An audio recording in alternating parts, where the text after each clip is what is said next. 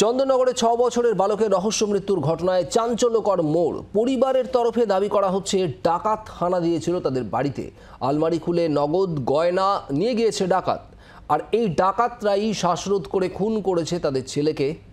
ছেলে যখন একা বাড়িতে টিভি দেখছিল তখন ডাকাতদের হানা হয়। বাড়িতে তখন কেউ ছিল না। পরিবারের তরফে এমন চাঞ্চল্যকর দাবি করা হচ্ছে।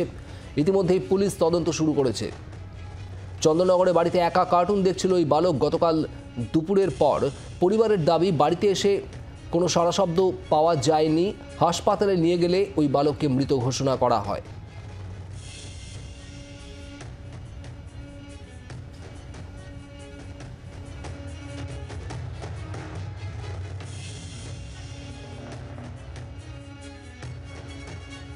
আপনার বাড়ি থেকে টাকা চুরি হয়েছে, এটা কি থানায় আপনি জানিয়েছেন?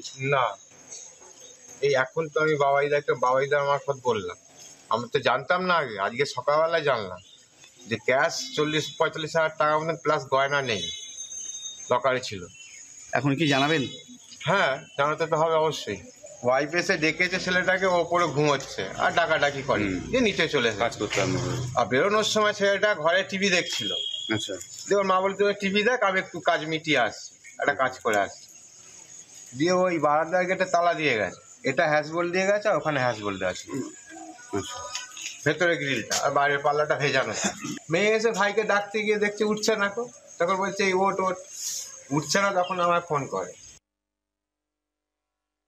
আমার হাজবেন্ড লক্ষ্য করলো যে চাবিটা ঝুলছে আলমারিতে। আমাকে জিজ্ঞাসা করছে যে তুমি কি চাবি আলমারি খুলেছিলে?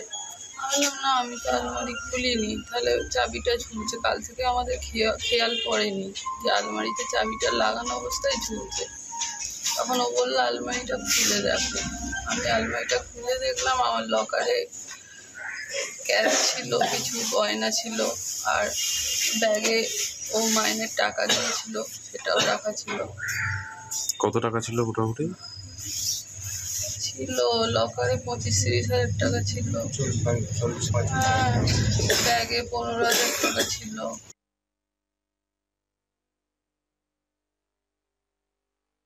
চন্দননগর কর্পোরেশনের 4 নম্বর ওয়ার্ডের এই কুন্ডুঘাট এলাকা, এখানেই গতকাল দুপুরবেলায় শিশুটি একা ছিল বাড়িতে, এবং সেখানে তার পরিবারের যেটা দাবি যে কার্টুন দেখছিল, এবং এই ঘরের ভেতরই সে এই খাটের মধ্যে বসে কার্টুন দেখছিল। এই যে উঁচুতে টিভি রয়েছে সেই টিভি চালানো ছিল, এবং তার মা, শিশুটির মা কিছুক্ষণ পর যখন বাড়ি ফিরে আসেন তখন দেখেন যে টিভি চলছে, টিভিতে কার্টুন চলছে, কিন্তু শিশুটি এখানে নেই। সে দোতলার যে ঘর রয়েছে সেই দোতলার ঘরে কম্বল চাপা দিয়ে শুয়ে রয়েছে।